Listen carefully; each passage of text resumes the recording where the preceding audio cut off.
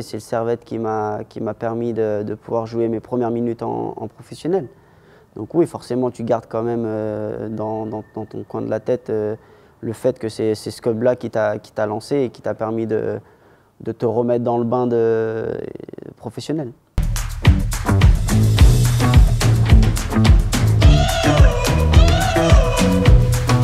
Salut Timo. Salut. Merci d'être à notre micro. 4 ans que tu es au club bientôt, donc tu es un témoin particulier de la montée en puissance du club sur ces 4 années. On va parler avec toi de tes débuts et puis de toute ta période servettienne, si tu le veux bien. Donc, ton rapport, toi, au foot, il commence quand, où, dans quel contexte?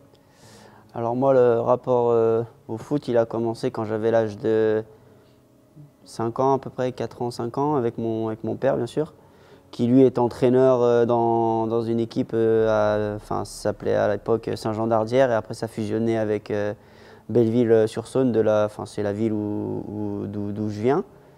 Et voilà, du coup, il manquait toujours quelqu'un à l'entraînement, donc forcément, moi qui étais à côté, il me faisait rentrer dans les jeux, et voilà, ça a commencé comme ça. Et après, première licence à, je ne me rappelle plus, l'âge de 6 ans, je crois, ça commence.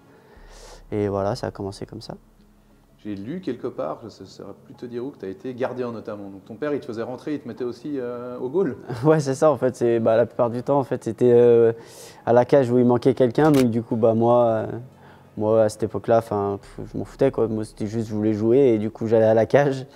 Et j'ai joué gardien jusqu'à mes, je crois, 7 ans. 7 ans peut-être. Les 2 premières années au but. Ouais.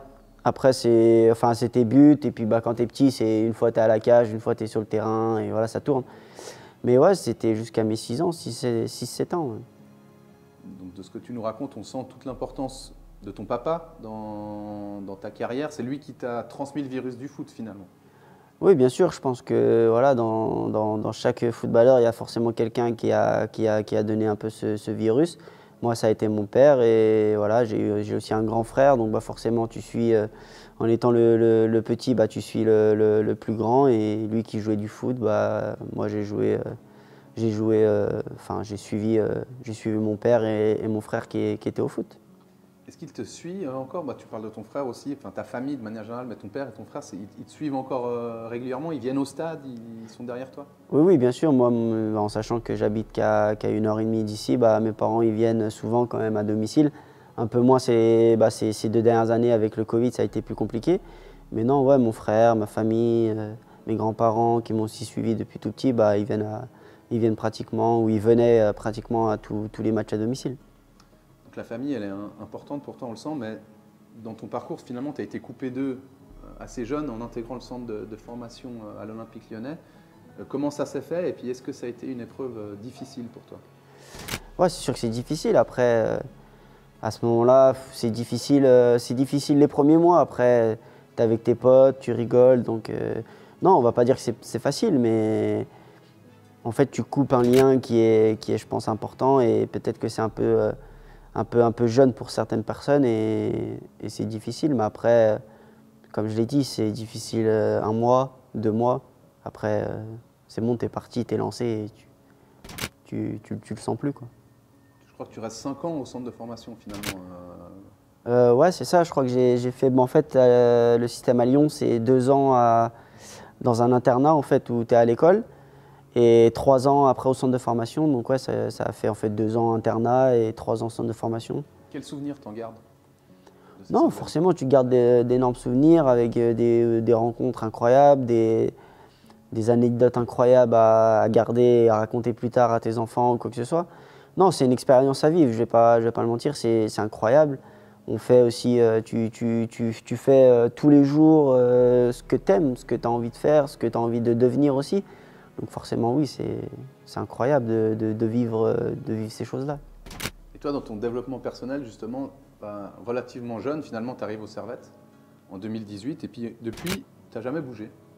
Était-ce pour toi, maintenant, avec le recul, le bon choix de carrière d'arriver au Servette en 2e division et à un âge relativement jeune? Non, c'est sûr que pour moi, ça a été un bon choix. Après, forcément, quand à un moment donné, on a tous envie de côtoyer les équipes pro, Malheureusement, à Lyon, j'avais pas ma chance, donc forcément, il fallait que j'aille ailleurs pour pouvoir continuer mon processus et aller jouer avec les équipes pro.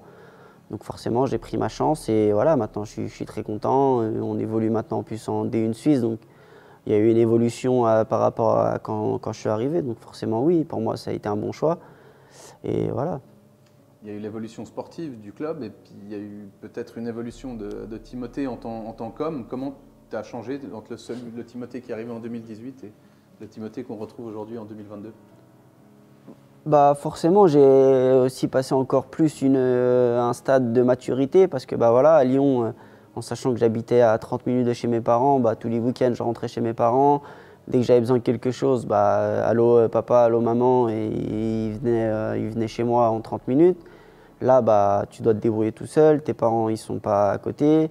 Tu te retrouves tout seul face à plein de choses où tu dois te débrouiller.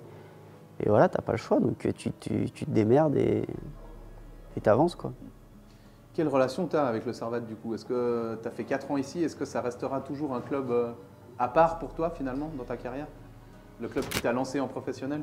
Oui, bien sûr que j'aurais toujours cette pensée à me dire que le Servette m'a lancé et c'est le Servette qui m'a permis de pouvoir jouer mes premières minutes en professionnel.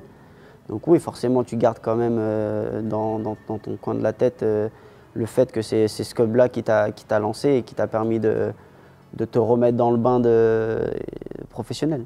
Cette saison 2021-2022, elle a très bien commencé pour toi. Et puis on a l'impression que cette blessure, elle t'a un peu coupé. Forcément, elle t'a coupé, tu n'as plus été sur les terrains. Servette, ça allait un peu moins bien pour le club à ce moment-là. Est-ce que ça t'a vraiment, toi aussi, ça t'a senti que tu étais coupé dans un élan, que ça t'a fait un peu un stop d'un coup comme ça? Oui, c'est sûr que ça m'a un peu frustré dans le sens où enfin j'arrive à finir mes actions, à gommer un peu tout ce que je devais gommer ou rectifier par rapport au passé où souvent on m'a critiqué sur le fait que je finissais pas mes actions ou que j'avais ce dernier geste qui était pas bon. Voilà, j'avais beaucoup travaillé pendant 2 ans à vouloir pouvoir finir mes actions. Ça me réussissait, malheureusement, il y a une blessure qui arrive, même sans parler du but. Je pense que c'était l'un des meilleurs moments où je me sentais le mieux physiquement et psychologiquement. Après, voilà, il y a eu cette blessure. Maintenant, il faut tout renclencher la machine et c'est ça qui prend un peu plus de temps.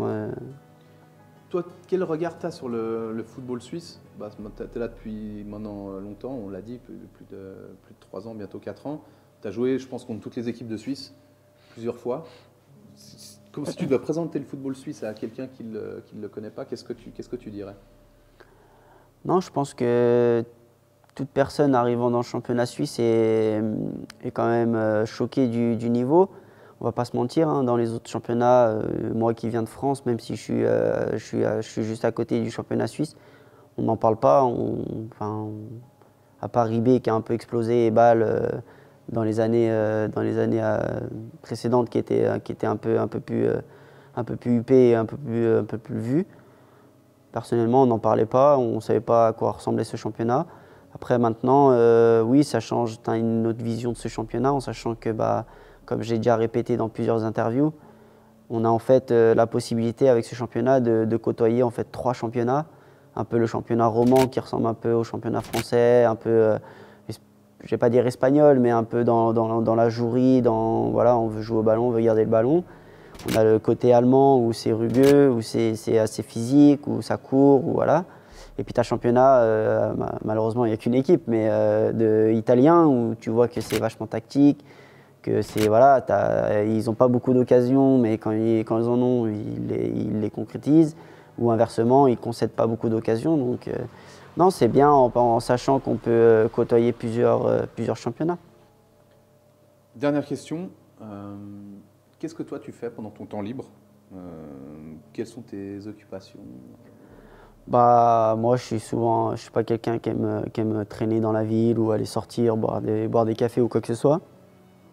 Donc forcément, je rentre chez moi, tranquille, je me repose. Souvent, on joue à la play avec des joueurs. Ou inversement, moi à côté, j'ai des cours de langue. Donc voilà, fais un peu, je m'occupe quoi, on va dire. T'es un petit gars de plan les watts quoi. Exactement. Ok, merci Timo. Merci à vous. Salut, c'est Jérémy Flick, abonne-toi à la chaîne Servette.